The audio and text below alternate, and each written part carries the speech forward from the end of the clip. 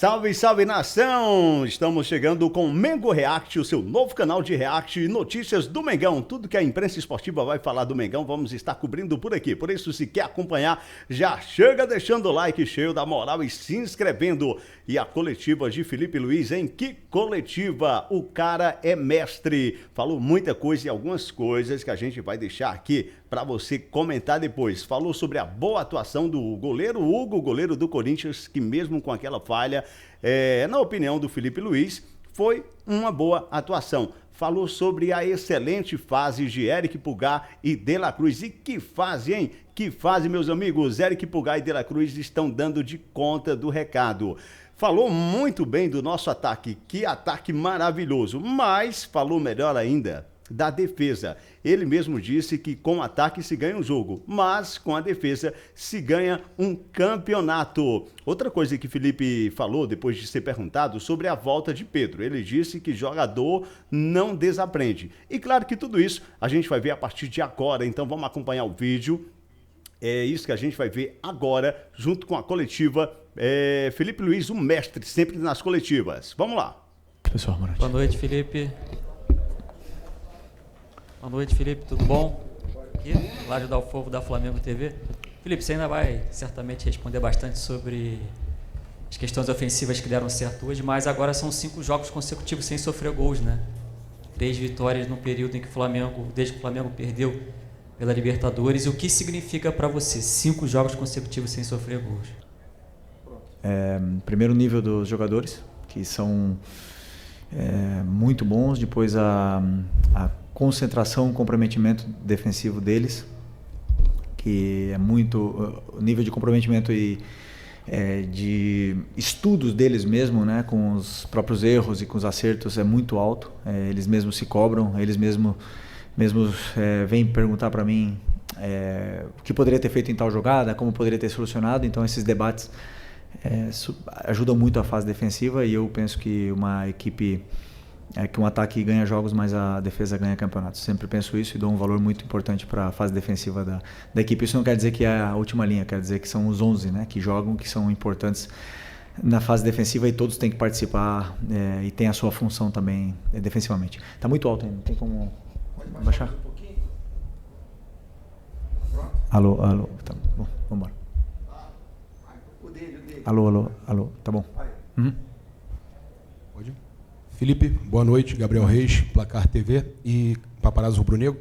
Queria te perguntar sobre o desempenho do Ayrton Lucas. A gente percebeu ele fazendo uma grande partida, não só hoje, já vem melhorando, e eu percebi um detalhe. Ele muito bem na jogada defensiva aérea, né? E era uma pequena deficiência que a gente percebia, que algumas jogadas aconteciam, e a gente percebe algumas coisas que já dá para ver que tem ali bastante do seu trabalho, como, por exemplo, o Pulgar, o De La Cruz, que não podiam tomar cartão amarelo e não tomaram cartão amarelo. E uma partida também, gostaria que você falasse sobre essa partida que o Pulgar fez hoje, né? Acho que o time inteiro foi muito bem, mas a partida do Pulgar foi impressionante. Bom, a partida do Ayrton, mais uma vez, foi muito, muito completa, muito boa, muito sólida. Esse ponto que você citou sobre a fase da defesa da área é uma coisa que ele mesmo se cobrava, porque a torcida... na torcida, não, senão todo mundo meio que pegava no pé dele, mas muito, eu falei para ele, né, ele tem que ter as ideias claras dentro da área, quem que são as prioridades para ele defender, não dá para defender tudo. O lateral sempre fica sobrecarregado e ele gosta de treinar, perguntar e melhorar. Então nesse ponto aí, mérito é dele. E segundo, existem jogadores que crescem com determinados tipos de estruturas diferentes, né? A gente olha para o Ayrton, ele teve uma fase incrível aqui com o Vitor Pereira, na qual com o corredor aberto, mas eu acredito que para recuperar a melhor versão dele fosse juntar e diminuir as relações e fazer ele ter mais linhas de passe para poder simplificar um pouco o jogo dele, e ele veio se sentindo melhor.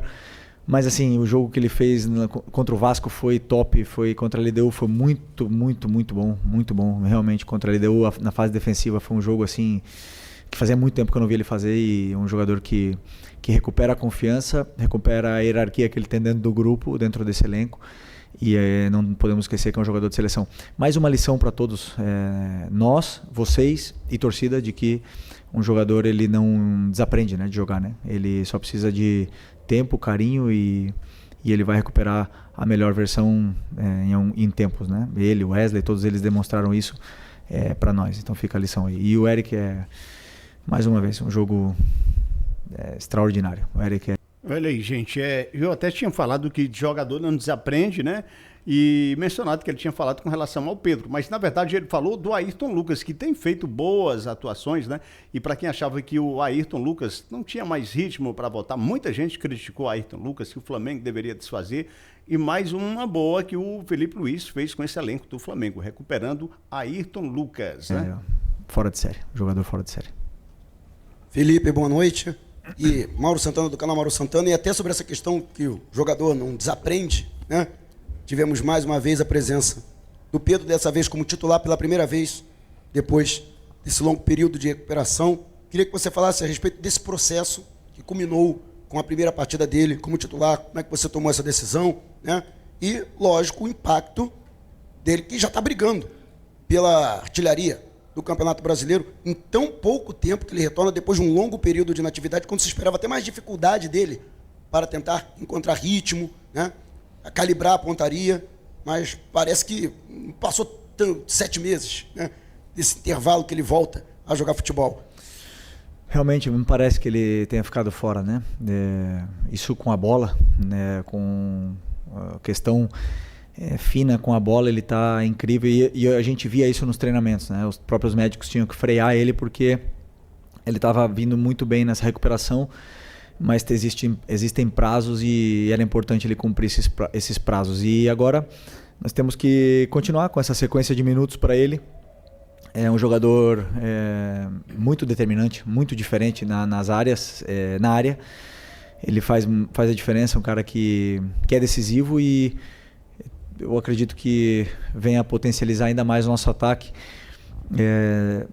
Tem o mesmo conteúdo que os outros jogadores em vídeo, porém no campo menos. Então existem alguns movimentos ainda que nós temos que automatizar mais para ele e para que a equipe possa entender a forma de jogar que ele tem.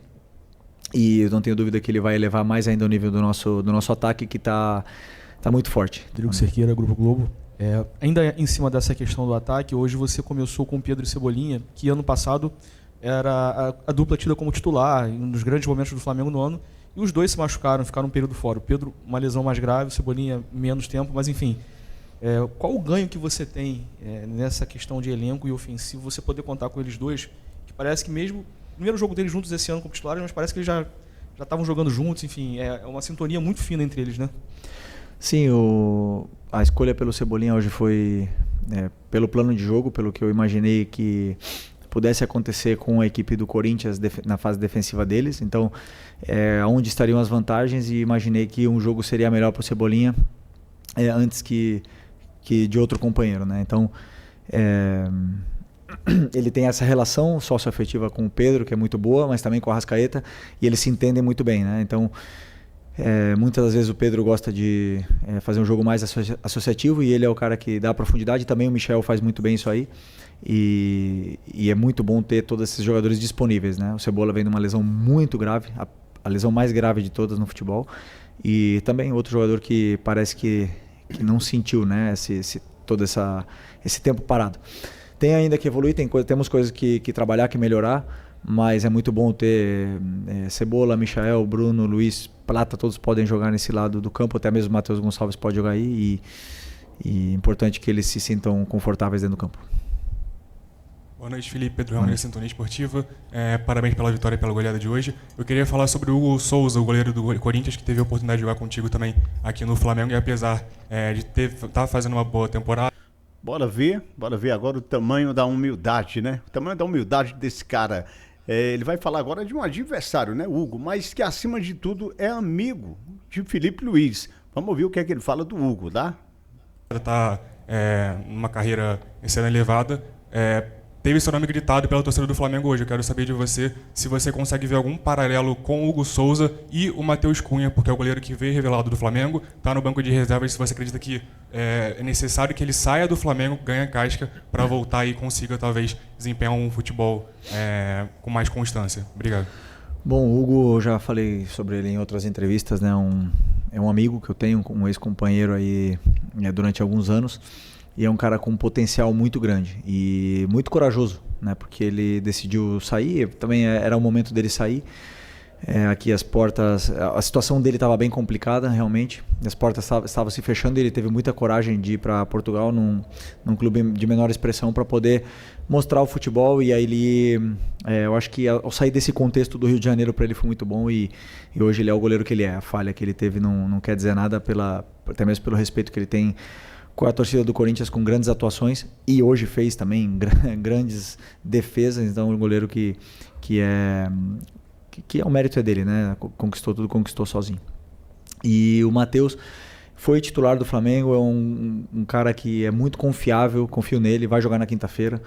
E não tenho dúvida que se precisar, como vou precisar em alguns momentos do ano, eu sei que eu posso contar com ele de olhos fechados, né? Então, não sei sobre sair ou não sair. Hoje o Rossi está sendo titular, está desempenhando um grande trabalho também, para mim o principal do goleiro é debaixo da trave com as mãos, e ele está fazendo bem, e depois com os pés também nos dá muito a equipe, e os dois goleiros têm essa briga saudável entre eles, e hoje por hoje tô optando pelo Rossi, mas eu sei que se precisar eu posso contar com o Matheus. Até mesmo quando eu cheguei aqui na Copa ele era o titular e o time estava classificado até a semifinal. Felipe, boa noite. Natália Brasil aqui. Se liga agora. O Flamengo teve a goleada contra o Juventude 6-0. Chibatada com categoria.